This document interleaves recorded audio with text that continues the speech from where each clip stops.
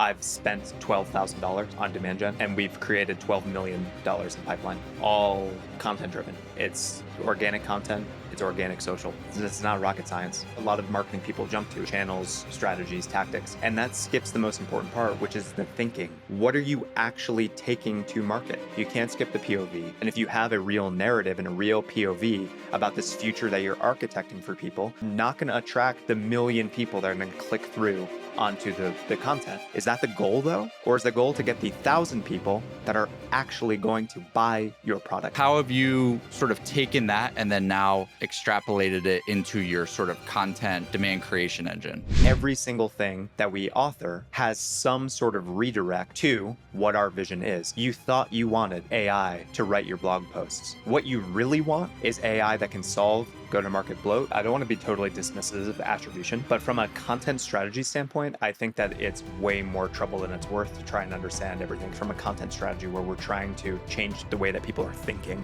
Like, how are you going to attribute that? Oh, we changed their thinking 10%.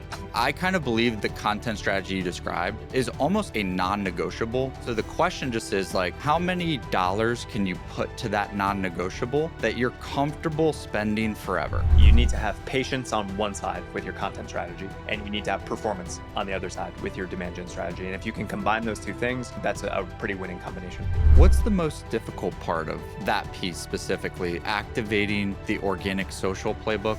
It's a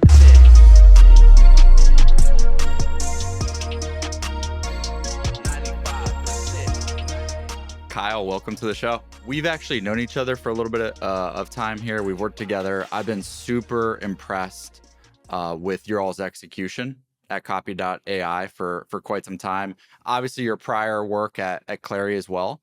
Been following you for a while. And, you know, one of the things that you talk a lot about is the future of sales, the future of marketing, where AI fits into all of that and all the facets there in between. And I thought it'd be really fun today to get into the content side of how you think about organic content specifically designed for the 95% of buyers who are not in market yet, but are the people we want to sell into and build trust and affinity with them today so that we're on that short list when they do move in market. So yeah, for those, just for a little bit of context, you're the CMO of Copy.ai, which is a go-to-market engine, essentially, for sales and marketing teams to help them automate tasks, create content, help them with sales efficiency via the AI platform that you all have. And you also host the podcast at Copy.ai, which is called Future Proofed. And yeah, I think we can kind of get into a whole range of things here. But maybe to start, you know, what I'd be really curious about is how you all think about those two different buckets. Maybe we just start there from the highest level perspective of like those who are actively in market searching for a solution like Copy.ai, you know, those 5% roughly of in-market searchers. They're going to Google, they're connecting with peers, they're you know, basically raising their hand saying, I need a solution like this, versus, you know, the 95% who could be future buyers, but are not necessarily like at that point of, you know, the pain is large enough that they want to make a move off a different platform or move into, you know, using a product like this at all. So how do you think about those two buckets in terms of your marketing efforts, like overall, you know, whether it's the prioritization or, you know, any way you look at that in general? Yeah, it's a great question, Eric. So I'm actually going to break it down into, instead of those two buckets, I'm going to break it down into four Love buckets it. because it really is a useful distinction. And the four buckets are, it's kind of this 2x2 matrix. One axis is exactly what you laid out, in market, not in market. The other axis is decision maker or power user. And we have to think about things this way because the marketing that we do to attract a user of our product is nowhere near the same as the marketing that we do to attract the buyer of our product. And it's very rare, if you're selling a SaaS technology, that those two things are the same. You would love to think that the CEO, CFO is going to be using your product. I got some bad news for you. They're not. They're busy doing other stuff like running the company. And so it's very unusual. Now, of course, there's software that CFOs use, of course. But what 1% of the software they sign off on ever actually use. And so the marketing to a CEO, marketing to a CFO, even a CMO and a CRO, chief revenue officer, is very different than marketing to the content marketer Mhm. that's going to be using our product every day, Mm. or to the sales development rep who's going to be using our product every day, the CSM, the account Mm. manager, the salesperson, the demand gen marketer, whomever that may be. Very different audiences. So I'm going to stop there because I could keep talking for another 10 minutes on this, but I'm going to help you guide me. Such a great point. And it's one that is honestly, I would say, so under talked about, that particular piece that you just mentioned there. So yeah, if we take that matrix, then in market, not in market, decision maker, and ultimately the end user, how are you all thinking about that? And obviously every company's different. Like they have different levels of, high intent demand on a daily basis. Some companies are, really like creating a new category. Maybe some are actually doing that versus others who kind of like, think they are or what Yeah. have you. But Yeah. yeah, how have you found um the market demand, just the natural market demand of a product like Copy.ai to be, um, and how you look at capturing that, and then on the flip side, do how you're thinking about getting in front of those who could potentially be those future buyers.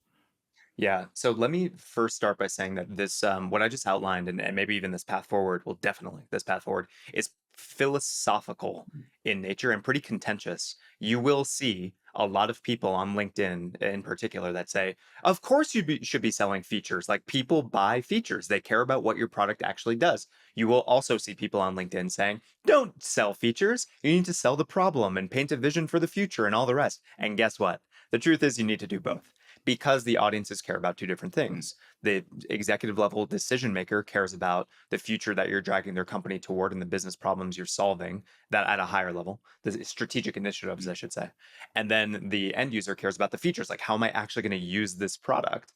And so when there is a mismatch, it creates some internal problems for the customer. As an example, 18 months ago, CEO learns about this magical product called ChatGPT. Yep. They call an emergency all hands meeting and say, our AI strategy is everybody gets ChatGPT because they think it's going to be something that just totally changes the trajectory of their business. But then the end user is like, how the hell do I actually use Mm. this for my job?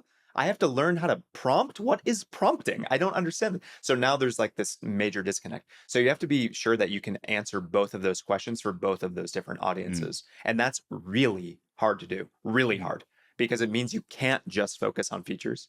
You can't just focus on problem. You have to find the right way to borrow a phrase. I'm going to borrow many phrases from Christopher Lochhead in Mm. the Category Pirates. You have to have this balance of non-obvious Yep. insights and obvious insights. Yep. The non-obvious is more about the future that's different that you are architecting for your Mm. customers. The obvious insights are more about the problems you solve, the jobs to be Mm. done that you help to do. And if you can find a way to sort of alternate between non-obvious and obvious, this is how you can hopefully try and balance this, hopefully try and catch both of these audiences and do everything that you need to do, whether it's on your website or in your content or Mm. whatever it may be. How did that, yeah, that is such a foundational piece. And then how do you then operationalize that? Like through your marketing, through the content. Do you try to sequence it like, hey, okay, we've got that foundational pillar now, um, of sort of our positioning, our strategy, our the messaging we want to go to market with, and we know that. Do you then say, let's go focus first on the capture demand side, those 5% in market, shore that Yeah. up, and then now let's go create content and other things to get in front of the future buyers? Or how did you all end up, doing it? No, I don't necessarily think about it that way. There's now we're fortunate we have a PLG Yep. freemium type product and we have great SEO for a variety of reasons we can get Yep. into. So the people that want to try out our product Yep. can and they find us very easily. So like I'm not super worried about being very intentional about that demand capture strategy for those types of Yep. people because they're not my executive buyer. Mm. The content marketer that wants to trial Copy AI is not going to be the one that makes the 5 or 6 figure spend. They're just not. Like I've seen it enough times to know the SDR God love them, my favorite people in the universe, they're not going to be the person that gets the 5 or 6 figure spend across the day. I need Mm. the VP of SDR. I Yep. need the CRO. I need the VP of revenue ops. Like that's just the way it works. So frankly, I'm less worried about capturing the demand for the people who are already thinking about AI. And I'm far more interested in creating demand for a new category Mm. of solution that's going to be interesting to a C-level audience who will make the 6, hopefully 7, hopefully 8 figure spend at some point on the platform in the future. So that is where the overwhelming amount of my energy and attention goes. Mm. And I can talk more about like the Yeah. strategies that we've been using I've only been here 7 months, Yeah. so early days, but I can try and unpack some of the strategies there. Yeah, I'd love to. I'd love to go into that. Some of the either content formats, channels, um, mediums, however you Yeah. think about that when you first got in and you decided on this overall strategy. What did you then say like, okay, here's the first three things we should go and do, and how has that Yeah. all evolved? Yeah, it's funny, Eric. I'm going to quibble with your question again. I'm not meaning to be No, combative, no, no. Yeah. but like this is what a lot of marketing people jump to is channels, Hmm. strategies, tactics, and that skips the most important part, which is the thinking. Yep. Like, what are you actually taking to market? Hmm. And this is what I did in my interview process for Copy AI. I had the panel of all the executive team already at Copy AI, and I put up on the screen Copy AI and their three closest Hmm. competitors, homepages for each of them.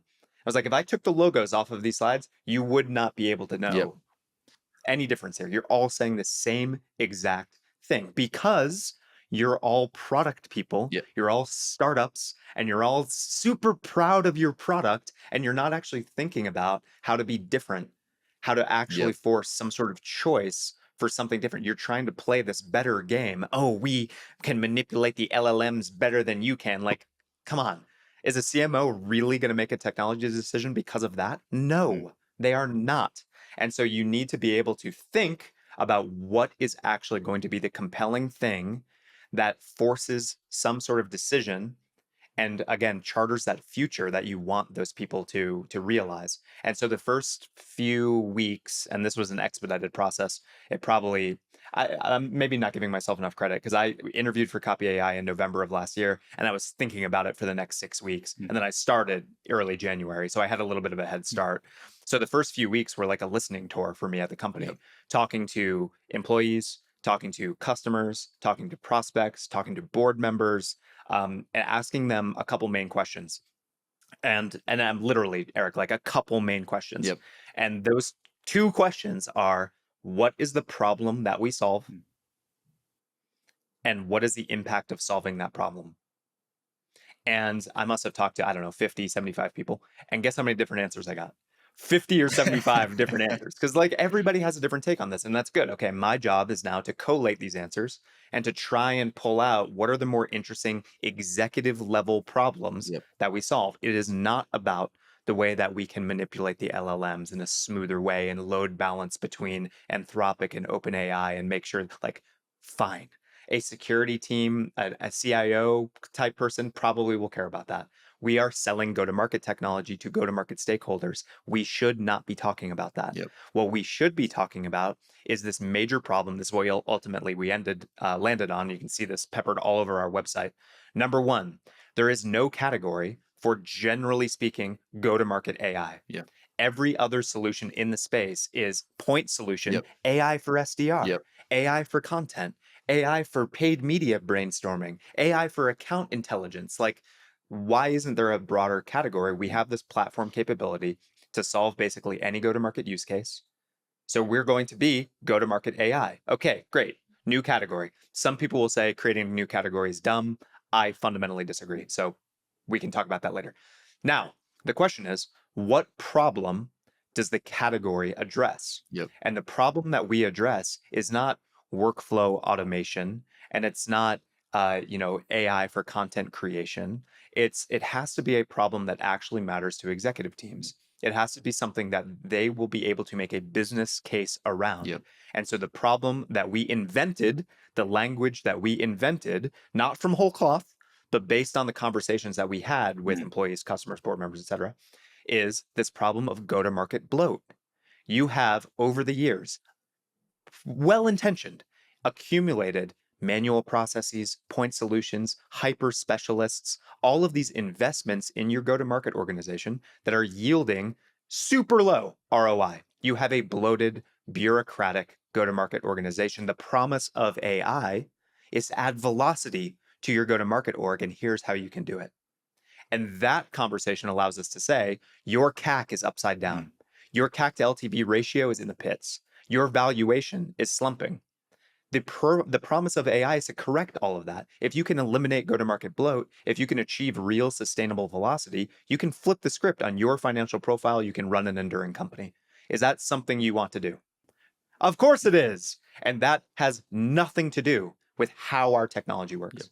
It has everything to do with the problem that we solve that matters to an executive level audience. And that problem has super high resonance. Mm. And when you know that you do this a good job of this, I'm really patting myself on the back here, where in these sales meetings that we have or in investor calls that we have, in analyst briefings that we do, we use this word, go to market bloat, this phrase, I should say. And the reaction is like, what? Oh, and they immediately get it. And then by the end of the call, they're saying the words back to us, like, oh, we're bloated here and we've got this bloat over here and all these things. And I'm like, yes, you do. Yes, you do. And like that creates a much different conversation Yep. than 99 out of 100 other AI solutions out there that are really like nose picky about their dumb little features that they have that a CMO, CRO, CEO is never going to care about. So that's our strategy. You can quibble with the strategy if you want, totally fine, but this is what we've decided to do. And now we can talk more about channels and things like that. I'm so glad you sort of stopped us there to like go into that, because honestly we could spend a lot of time just on that, because most of the content around content for B2B is, to your point, starts after that whole conversation. And something I think a lot about, and I think is very true, is in order to be successful in content, one of the ultimate absolute cheat codes is to have accomplished something previously that you can talk about now in your content. So spending 5 years and having $100 million outcome as a founder or something. Now you can talk about that story in your content, and your content will perform far better than if you're just sort of like trying to start from scratch and you're sort of on your come up. This is a very similar concept in my mind of like the effectiveness and the efficiency of your content will probably be 5, 10, 20, 100x if you have these pillars set up correctly in the beginning, where you've talked to users, you've talked to people in the company, you've talked to your top customers, and you even if you don't necessarily change the whole positioning of the company, because some of them Right. content marketers may not necessarily have that ability, but they can at least get more information on the messaging and the top 5 problems and the gaps that are not being addressed in content that's out there. And so instead of spending 6 months sort of having like modest success, it just moving 5 degrees to the right, because you now know the correct topics, you know the correct way to approach those Yeah. topics, like all of that stuff is literally the not make or break, but close to that of like where you ultimately want to go. 100%. And the kind of the knockdown effects here are creating new language is hard. It is risky. Your board may not agree. Your Yep. CEO may side eye you a little bit. But what's the alternative, Eric? The alternative is I go and spend $1 million on Google Ads for AI for content marketing keywords. Like, why would I do that? I'm on this podcast with you right now. I guarantee people that are interested are going to go Google go to market bloat. What are they going to see? They're going to see our Yep. content because we own it, Yep. because we friggin' made it Yep. up. Like, why not game the system a little bit? Use new language that you can actually own. All the other keywords are hyper Yep. competitive from an SEO standpoint or from an SEM standpoint. So make up your own. And if you can tell a convincing story around it, like hopefully I Yep. did, and if you have a real narrative and a real POV about this future that you're architecting for people, you're not going to attract the million people that are going to click through onto the content. Is that the goal Mm. though? Or is the goal to get the 1,000 people Yep. that are actually going to buy your product? And of course, it's the latter. But marketing people for a long time have been obsessed with these vanity metrics of, well, I got this many impressions and this many people clicked and I'm spending this much money. Look how great I am. Like, why? What are you doing? Like, you're part of the problem. And so you can't skip the thinking. You can't skip the POV. I don't mean to say that you have to create a new Right. category. I understand that that can be a lot for people, but you have at the very least the like non-negotiable side of this is you have to have a vision Yes. for how your product is actually going to help people and the big problem that you solve. And if you can't answer what the big problem that you Yep. solve is, then why the hell would anybody ever buy your solution? So you have to put some thought into that. And that can be a launch pad, and it is certainly for Copy AI for everything that we Yep. do. This concept of go-to-market bloat is in every single pitch Yep. deck, every single one pager. It's peppered all over our Yep. homepage. You cannot look at our homepage without seeing go-to-market AI and go-to-market bloat. And when people search for either of those two terms, Copy AI is the first search result. And that only took 3 months of content creation and hammering and all the rest. So that to me is like the linchpin of the strategy, and everything else waterfalls from there. But most marketing teams skip it entirely, and they go and try and run this really boring playbook that's super vanilla with super obvious messaging that never actually stands out, and they never get any real results. And they end up spending $5,000 to get one sales meeting, and you're like, what are you doing? There is no way that that's a sustainable path for a marketing team. Absolutely love this. And so then now the the work on that side is not necessarily complete. It's probably always like fine tuning it and whatnot. But then the work on the content side sort of now begins Yeah. once that vision is laid. So Yeah. yeah, how have you sort of taken that and then now extrapolated it into your sort of content demand creation engine? Yeah. So now the next leg of the race, the next strategy here is we can capitalize on the things that people actually are searching for. Okay, Yep. you can't think about AI without thinking about copilots. Yep. So what do we get to do? We get to create content that says you thought you wanted a copilot, but really what all these copilots do, guess what? They add to your go-to-market bloat. Mhm. And we get to take that demand and we, again, borrowing a phrase from the category pirates, we damn the demand. That's Mhm. DAM, not DAMN. Damn the demand. And then we redirect Mhm. it to what we want. Like, not rocket science here, not rocket science, but it takes that point of view. It takes having that foundational point of view. And now every single thing that we author has some sort of redirect to what our vision is. You thought you wanted Yep. AI to write your blog posts. What you really want is AI that can solve go to market bloat Yep. and be a comprehensive go to market AI strategy for demand creation, capture, conversion, retention, expansion, etc. Like, and people go, oh, yes, that is what I want. No, but now I'm the content marketer, so I just want to write content, but it needs to be part of the system. And you're telling me in this article now that content marketing is not just about, writing a blog post. It's about writing the right content that can help with the entire sales cycle, the entire revenue life cycle. So here's how you're going to help me plug in to that whole life cycle and create real revenue efficiency. Like, sign me up. Me, the content marketer, I've been disconnected from revenue my whole Mhm. career. And now you're helping me understand how I can be an integral part of that. And so that's what we try and do for people. It is a long game. We definitely will lose the people that are like, yeah, yeah, yeah, yeah. I just want to like rewrite some headlines. Mhm. Fine. Go do Mhm. it. Rewrite some headlines with AI. Good riddance. Right. Like, let us focus on the people that have the vision or are compelled by the vision to have a more systematic approach to go to market AI. And so that's how we try and do. We're not going to win everybody. We know that. We're going to win the right Mhm. people with the right level of seniority at the right enterprise accounts. Like, there's a reason that JP Morgan and Gartner and Gong are customers of ours, and all these other SMB, onesie twosies are not, because Mhm. they're trying to solve quick hitter problems and they're not thinking systematically. So like, we're good with that trade-off. And you as a marketing person have to understand that you can't be for everybody. If you try to be, you're going to fail. So that's intentional trade-offs that we've made. And I know we're like dancing No, around no. tactics and Yeah. channels and all the rest, but like that's my general Yeah, approach. I mean, what really speaks to me about all this is having a point of view.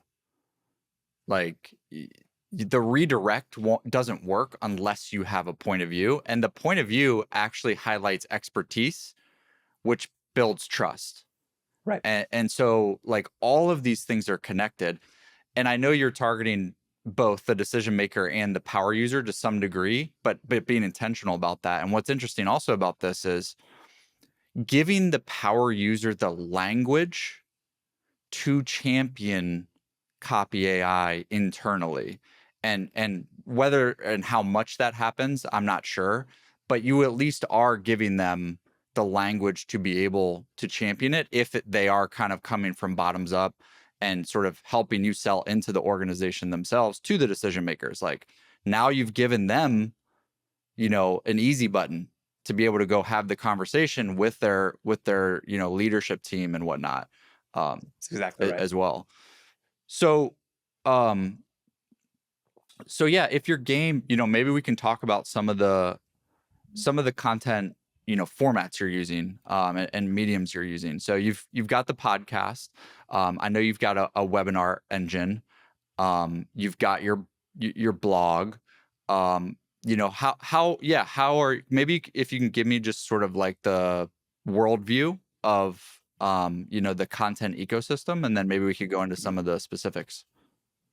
I've been here at Copy AI since January, so 7.5 Yep. months. I've spent $12,000 on demand gen, and we've created $12 million in pipeline. And it's all content driven. It's organic content, it's organic social. Like, it's not rocket science. It's just being thoughtful, it's being provocative, it's being somewhat counterintuitive, it's being somewhat contrarian, and then it's being prodigious Mhm. in your content creation. And so, yes to podcasts, yes to webinars. If somebody invites me on a thing, I'm going to go do that thing, like for the most part. And so, and same with our executive team. Activating our executives on social has been a huge boon. Mhm. My co founder, or I'm not a co founder, one of our co-founders, Chris Liu, technical audience, CTO. Yep. We need him talking about technical Yep. stuff because he's going to help attract the CIO type person that may be involved, especially at enterprise accounts. Yep. Our CEO and co-founder, Paul Yakubian, he's got a VC background and portfolio, and he's going to help attract maybe some of the SMB companies that we can redirect and have them be thinking more strategically. Our VP of sales comes from ServiceNow and MoveWorks. He's got that enterprise software background. He's got the AI sales background. We need him active because he's going to help attract the people that he sold to in the past. Like, again, this stuff is not rocket science. It just takes time and energy and effort. So now how do we do this? Here's the wrong way. Hey, Paul, CEO, I need you to write a LinkedIn post. Will you write one?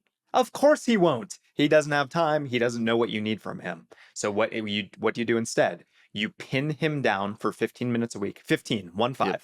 and you ask 3 questions. Number 1, tell me about the top customer conversations you had over the last week or so. What were the main learnings that you had? Number 2, what are the main misconceptions that you're hearing people have about AI and why? Number 3, what are you excited about in the future and why?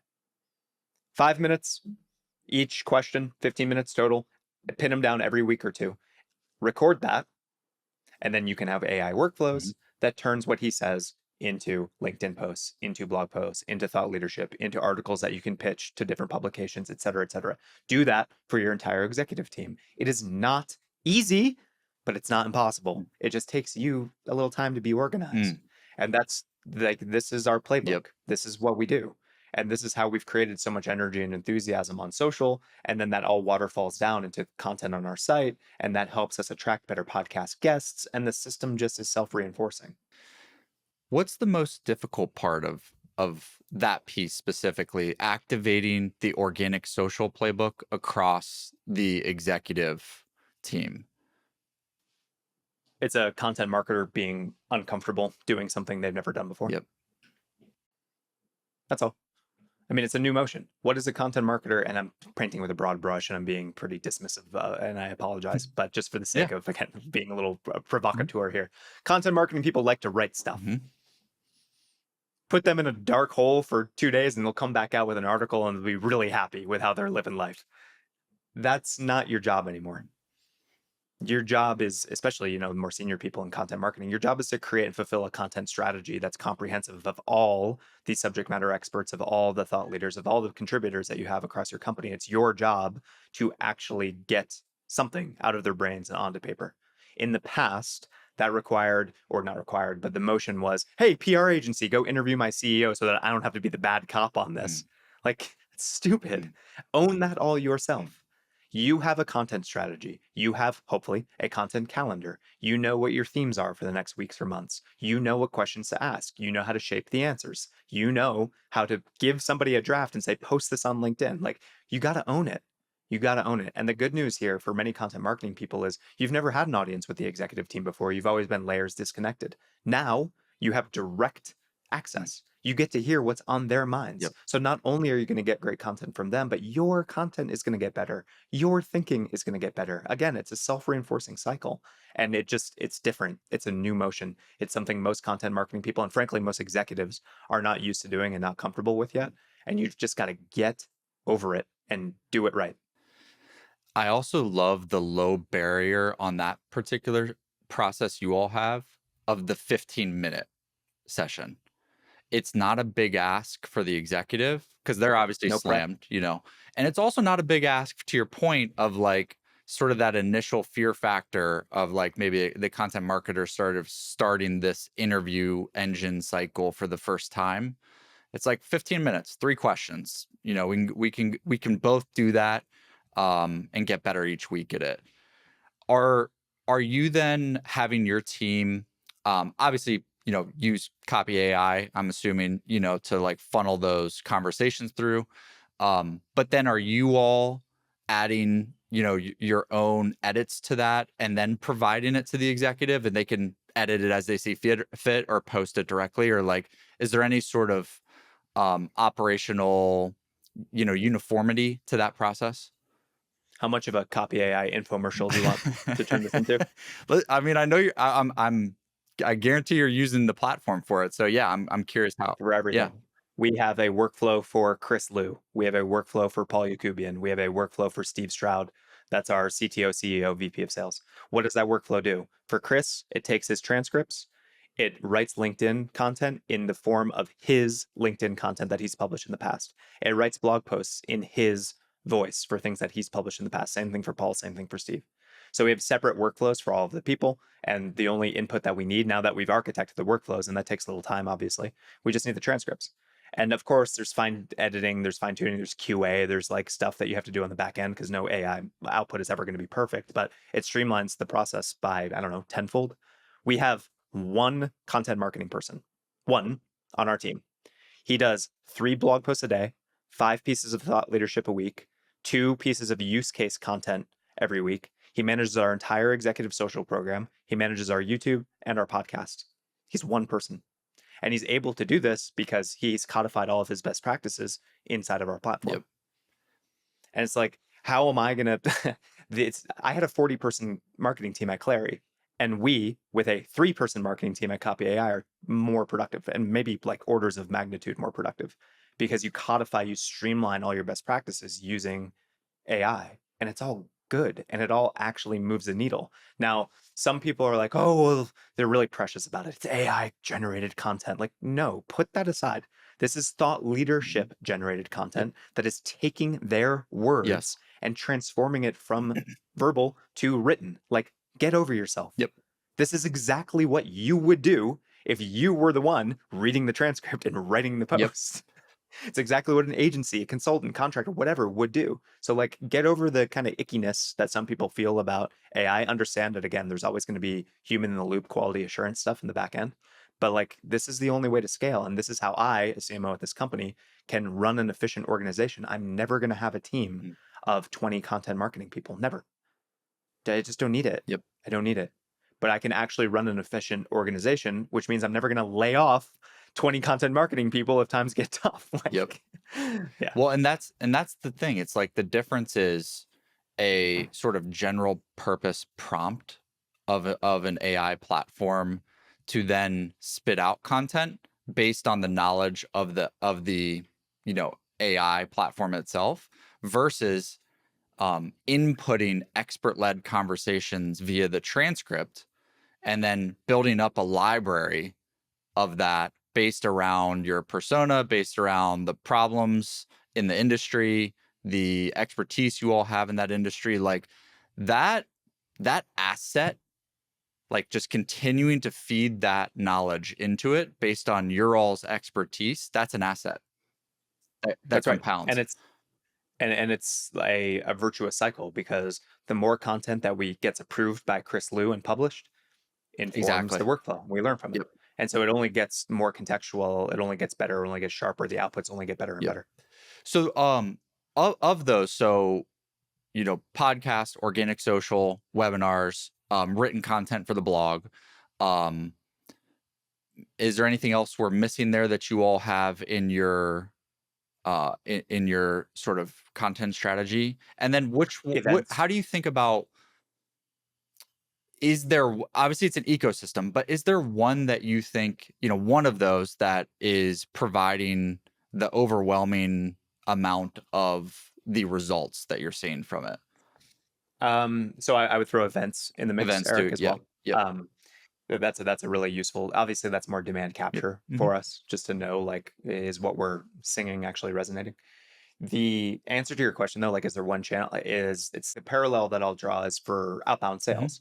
Some people will say, well, cold email is dead and cold calling is dead and LinkedIn social selling is dead. And it's like, well, some people will never pick up the phone and answer a Yep. cold call. Some people will only Yep. pick up the phone and answer a cold call. Some people will never respond to an email. Some people accept every LinkedIn connection request they get, and some people don't. Like, people are different. The way that they consume information, the way that they are compelled to take action is different. So I can't say that I'm going to remove something from my marketing mix because some people like to listen to podcasts Yep. and some people like to take time out of their day and go to a webinar.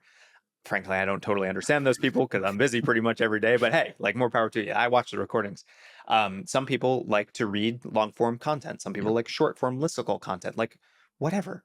We need to meet people where they are and we need to do everything. And we can do everything because it's all connected.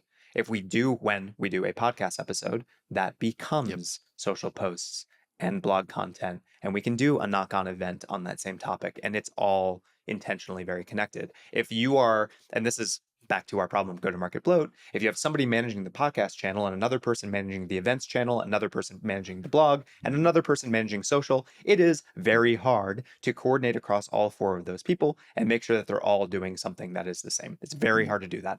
You end up with this Asana Monday.com task list that's 35 tasks to publish a blog Yep. post. And you're like, what the hell are we doing? This is insane. And so now, if you have a more strategic vision, if you have the capabilities to turn this into that immediately, it becomes a lot easier to actually have all of those channels be operating in unison and create a much stronger, more cohesive buying experience as a result of that. So that's the way that we approach Yep. it. It's very hard to pull out a single channel Yeah. because they're all interwoven. And I don't know from an attribution standpoint, Mhm. Eric, like that 15% come from the Right. podcast and 28% come from whatever else. I just don't know. And frankly, I don't really Right. care because I know we have to do everything. Right. And if we can do everything, if we don't have to make the trade-offs, then why not do Yep. everything? It's not like one of those is the strategy. It's all of those is the one strategy. And so is the one strategy Yes. leading to the results? The answer is yes. Removing one of those things from it is actually not doing the strategy. And Right. and I talk about this a lot as well, specifically with like video shows, video podcasts, things like that. Um, Different people consume the content from those in different ways, exactly like you described. Some people are short form viewers that are only ever going to watch the short form video clips on YouTube Shorts, Instagram Reels, LinkedIn, what have you, and they are never going to convert over to hit play on the 50-minute Spotify episode, but they are still a part of your podcast audience and they like the content you're producing from that and they know it's from the show, but they're never going to come over and listen to the long form and vice versa. And so you're never going to capture your full audience TAM, like the fully addressable market of people who should and could be consumers of this content that you want to be. If you don't provide all the formats that those people prefer to consume it in, you are not going to ever capture that full audience TAM, exactly like you just described. So yeah, I totally agree with that. Um, I don't want to be totally dismissive of attribution. Right. But from a content strategy standpoint, I think that it's way more trouble than it's worth to try and understand everything because you can't. You can't understand it. We've all seen Chris Walker. We all know what dark Yep. social is. We all know self-reported attribution is great, but not perfect.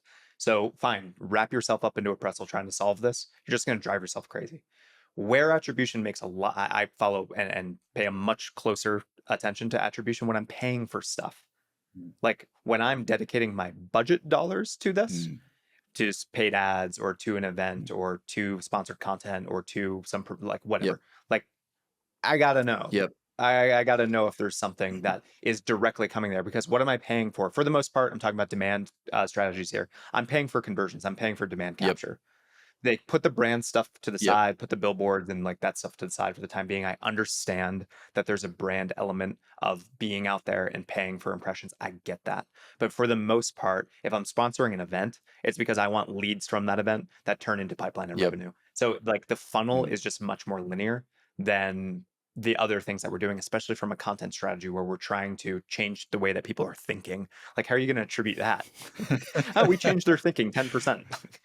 So it's just much harder. So that's the way that I kind of have it both Yeah. ways, where I get to do what I know is right from a content standpoint, and then I get to measure what I need to measure from a demand capture standpoint when I'm spending money. And Mm. again, I'm not spending a ton of money right now, so like it's a little Yeah. easier for me. But that was how I approached it at Clary. That's how I'm certainly going to approach it here once we start pouring gas on the fire. I love that line of thinking. I haven't heard it articulated like that. And, you know, sometimes I recommend like this. I kind of believe this is like the content strategy you described is almost like a non-negotiable for every company. And so the question just is like, how many dollars can you put to that non-negotiable that you're comfortable spending forever without the did we see a direct correlation to this specific lead? And then as time goes on, and maybe that's a small amount to start, and that's fine. Just try to get that engine going with that small amount that you're comfortable not attributing to every single revenue dollar that comes in, and ideally increase it over time. But like testing it for 2 months to then see what leads come through for it. Like in an ideal world, you're Exactly. stacking these things on Right. top of each other versus like testing Yes. for 2 months and then removing and then trying a new one for 2 months. You never get the momentum. Right. Right. And that's exactly right. You need to have patience on one side with your content Yep. strategy, and you need to have performance on the other side with your demand gen Yep. strategy. And if you can combine those two things, if you can articulate this nuanced Yeah. strategy to the stakeholders internally, which good luck, takes some gravitas, it takes some moxie, and it takes Yep. belief from you, then that's a pretty winning combination. How do you think about in your content then the attention versus intention difference? Meaning like essentially trying to create content that is as relevant as possible to those two different audiences you're segmenting that also can get the most amount of attention, but sometimes that's inversely correlated with driving direct intention to copy AI with, Yep. CTAs and things like that. So where is that line for you all, or how do you think about actually like, you know, ensuring you're actually creating the demand for the company versus, we got a lot of attention with decision makers and content marketers. Right, right, right. So we're focused on driving attention to what people should be thinking Hmm. about, which is not the same as what they are thinking about. And that's a different way of thinking about things. Like again, we're taking demand and we're redirecting it and we're changing what they're paying attention to. Hmm. And so if we do that successfully, then we are creating intent.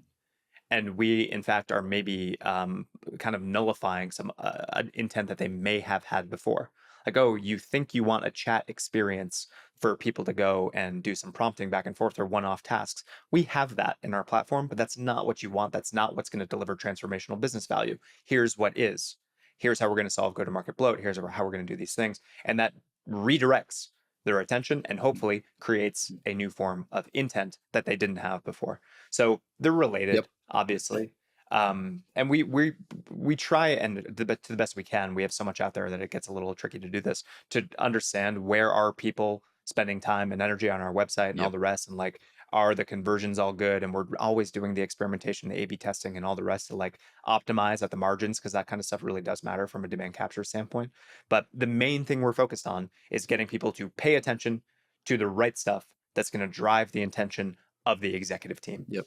And like, I know I sound like a broken record, and I know that this strategy isn't right for every single person out there, but it's what's right for Yeah. us. And so that's what I am proselytizing Yeah. here. But there's things like, even if the exact strategy is not right for everybody, there are very practical things within it that every company can take from it, in Yeah. my opinion, which is, even if it's just adjusting the messaging of the content or the problems you champion in the content, but you don't fundamentally reposition the entire company, like, and in having that be informed by direct feedback from customers and other people in the industry and stuff like that, because you're looking for resonance like in the content, and the best way to do that is to hear it directly from, the people who you are ultimately are trying to target as consumers of the content, versus you Right. sort of like having your gut intuition, which usually is directionally right. But again, like 1 degree difference makes a big difference over 2 years of, content execution. For sure. Um, okay, cool. And um, do you have you or do you layer any paid on top of the organic content? Like, how do you think about the relationship between paid and organic? And obviously, there's two ways you can look at it. Using paid on top of organic to drive direct CTAs to, copy AI, or using paid on organic to get more followers, subscribers, impressions just of the content itself, like to build up the base of, the Yeah. followership and consumers of the content itself. So here's how, and again, I know I'm like running the risk of really talking my own No, book no. here, Eric, but this is how Yeah. we do it. And I think this is how companies should do it. This is a go-to-market strategy. It's not a content strategy. Hmm. It's not a marketing strategy. It's not a sales strategy. It's a go-to-market. It's Yep. everybody. When we are building a list of accounts that we're targeting, we are we have AI workflows using our platform that research those accounts to understand what are their strategic initiatives and how does Copy AI's value prop align with those strategic initiatives. We have those then 8 or 10 sales angles, marketing angles written back to the account record inside of Salesforce. We use that as a system of record to direct all of our account-based marketing efforts Hmm. around. Our outbound messaging uses those sales angles. The LinkedIn paid ads that we send uses those sales angles. The landing pages that we craft for that person, the content that we create for those people, for those accounts, all is using those sales angles because we Yep. can. We can take a 2 sentence strategic initiative that they have. We can take a value prop for Copy AI. We can use those two things as an input and we can create a 600-word piece in 20 seconds. And then we can use and publish that content. And then we serve Yep. that from an ABM Yep. standpoint.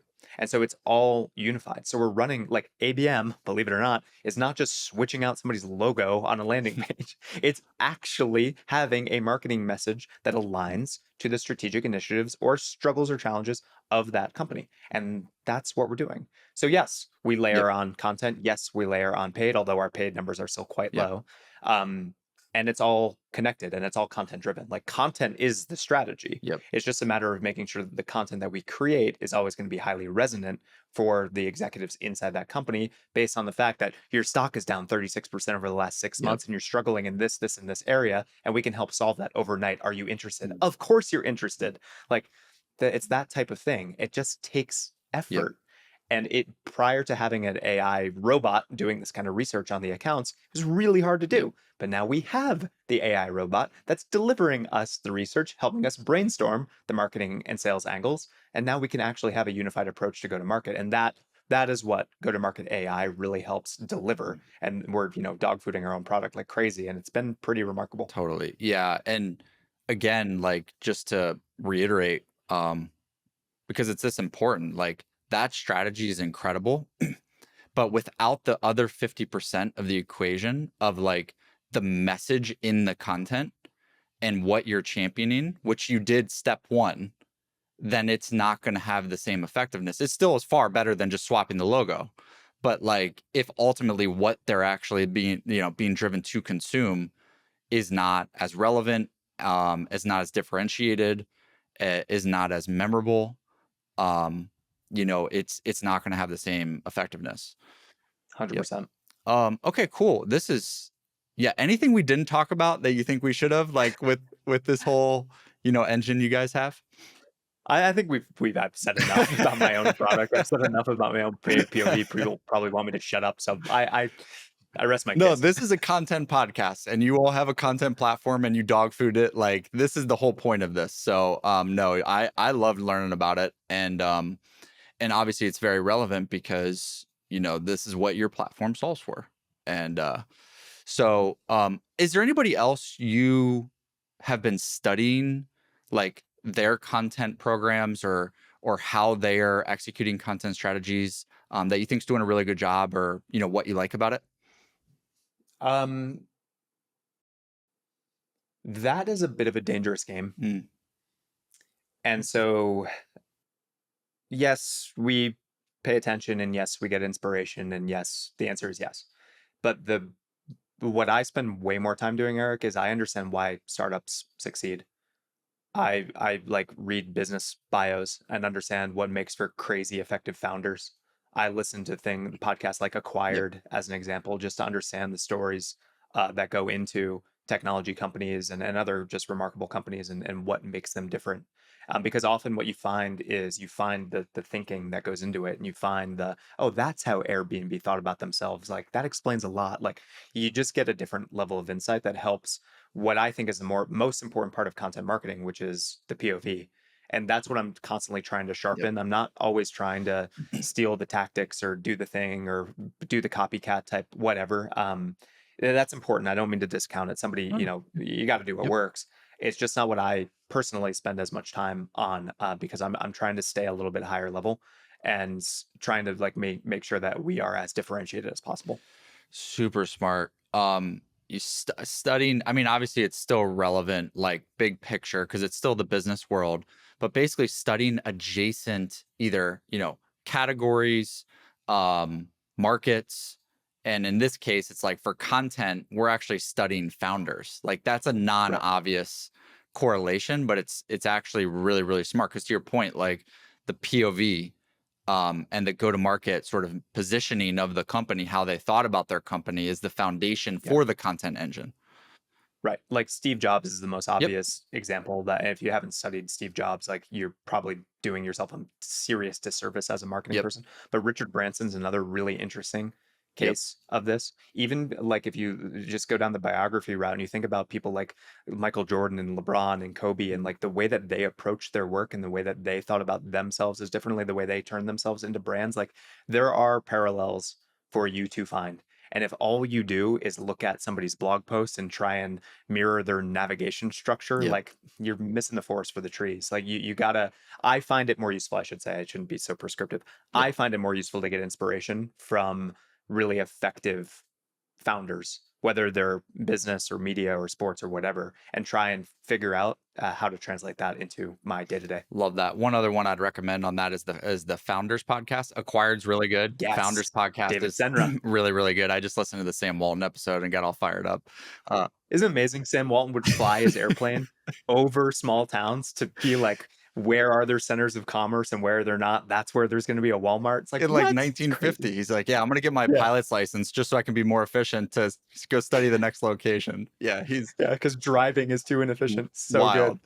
Um, Yeah. awesome. Well, last question. Yeah. Any other thing that you are excited about the future of content, or B2B go to market, just in general of what we've basically been circling around, this whole episode. The,